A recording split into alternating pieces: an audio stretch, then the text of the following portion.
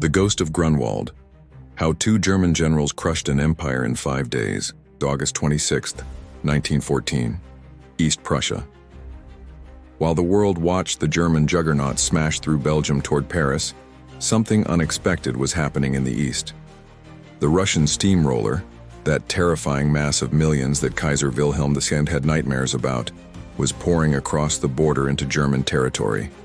Two massive armies, over 800,000 men combined, were advancing like the jaws of a giant trap designed to crush East Prussia and march straight to Berlin.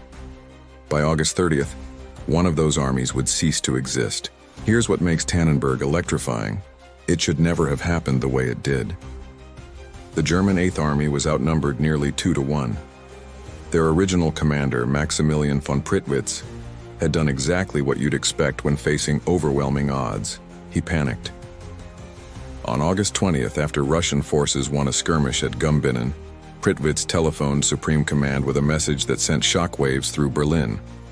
He was recommending the complete abandonment of East Prussia. Retreat all the way to the Vistula River. Give up German soil without a real fight. The Kaiser's response was swift and brutal. Prittwitz was fired immediately. But who could salvage this disaster? The replacement was so unexpected it bordered on the absurd. Paul von Hindenburg was 66 years old, pulled out of retirement where he'd been living quietly for 3 years. He hadn't commanded troops in decades. His chief of staff would be Erich Ludendorff, fresh from the siege of Liège in Belgium. A man with a reputation for brilliance, but also for ruthless ambition. These two men, one an unknown retiree, the other a rising star, had never worked together before. They had 5 days to save Germany from invasion. But the Russians, you might think, held all the cards. General Pavel Rennenkampf's First Army was advancing from the east with 200,000 men. Here's the fact that military historians obsess over. The Russians had already won the battle before it began, on paper. What they didn't have was something far more critical than numbers. They didn't have secure communications. In one of warfare's most catastrophic blunders, the Russian armies were transmitting their orders, positions, and movements via radio in clear text, completely unencrypted. The Germans weren't just fighting blind. They were reading their enemy's playbook in real time. Russian commanders discussed their plans, their supply problems, their exact locations, all while German intelligence officers listened with growing disbelief. But there was something else, something more human and far more tragic. Rennenkampf and Samsonov despised each other. During the Russo-Japanese War a decade earlier, the two generals had gotten into a physical fistfight on a railway platform. Rennenkampf had allegedly failed to support Samsonov in battle, leading to accusations of cowardice. Now they were expected to coordinate the most important Russian offensive of the war, while refusing to speak directly to each other. The stage was set for catastrophe. The gamble, interior lines, and the Masurian Lakes. When Hindenburg and Ludendorff arrived in East Prussia on August 23rd, they found something remarkable. Their predecessor's staff had already developed a plan. Lieutenant Colonel Max Hoffmann, the operations officer, had analyzed the situation with cold precision. The key insight was geographical.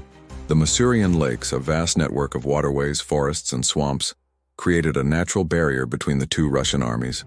They couldn't support each other quickly, and while Rennenkampf's First Army was closer, it was also moving cautiously, seemingly in no rush to engage. Here was the gamble. What if the Germans left only a cavalry screen to watch Rennenkampf and threw virtually everything, nearly the entire Eighth Army, against Samsonov's isolated Second Army? It was insane. If Rennenkampf decided to attack while the Germans were fully committed elsewhere, disaster would follow. The German forces would be caught in exactly the trap the Russians had planned, just in reverse. Hindenburg approved the plan. They would use Germany's superior rail network to rapidly shift forces using interior lines, moving troops along short, internal routes while the Russians lumbered along the exterior of a large circle, speed and communication against mass and numbers. On August 26th, the trap snapped shut. 5 days of annihilation. Samsonov's Second Army was exhausted. His soldiers had been marching for days with inadequate supplies. Many units were running low on ammunition. The thick forests and poor roads of East Prussia had turned their advance into a slog.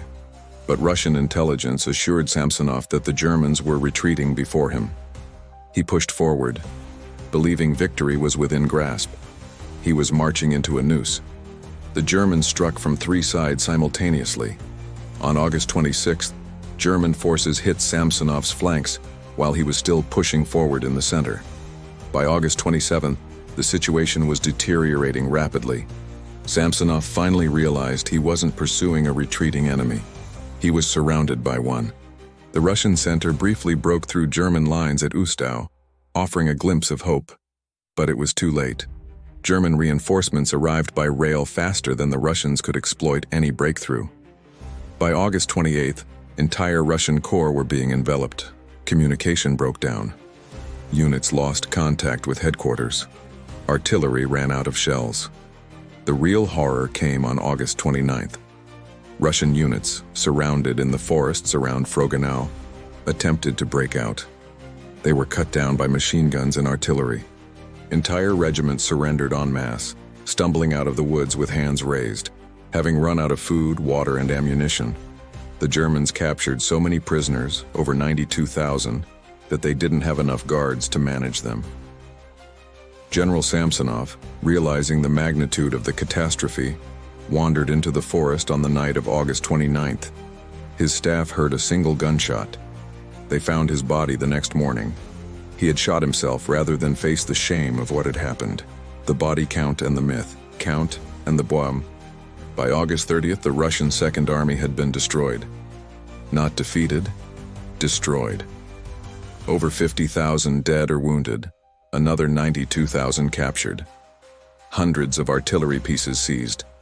It was one of the most complete military victories in modern history. The Germans lost fewer than 20,000 men. Here's where history gets deliberately rewritten.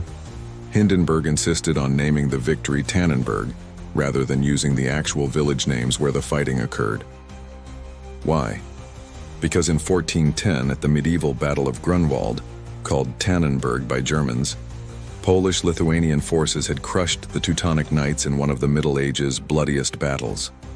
For 5 centuries, it had been a wound on German pride.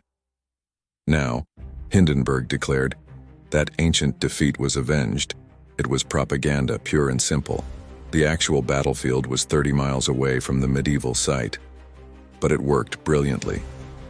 Tannenberg became a mythical German triumph, and Hindenburg became a national hero overnight.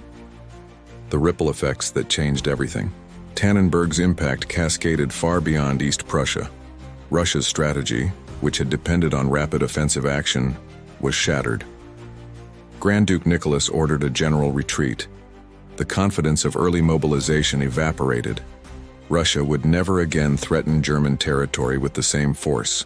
More importantly, the victory meant Germany didn't need to pull forces from the Western Front to save East Prussia. Those divisions stayed in Belgium and France, contributing to the stalemate that would define the war. Without Tannenberg, the Schlieffen Plan might have collapsed entirely from having to fight a true two-front war immediately. For Russia, the psychological damage was immense. The Tsar's regime had promised its people and allies a swift, glorious march to Berlin. Instead, tens of thousands of soldiers died in the forest for nothing. Trust in the military command eroded.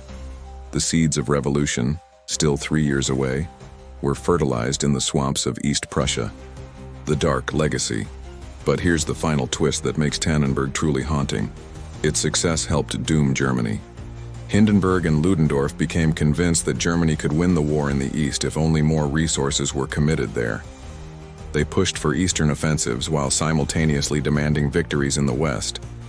This strategic schizophrenia, unable to commit fully to either front, would plague German war planning for years. And in 1945, as the Soviet Red Army advanced through the same East Prussian territory, they deliberately destroyed the Tannenberg Memorial that the Nazis had built to honor Hindenburg. The ghosts of 1914 were finally laid to rest by the descendants of the men who died in those forests. 5 days in August 1914, 2 armies, one completely annihilated. The battle that should have been impossible became the template for military encirclement that would echo through Kursk, Stalingrad, and beyond. At Tannenberg, modern warfare revealed both its terrifying efficiency and its capacity for absolute destruction. The Russian bear had been shot through the heart before it even knew it was in the crosshairs.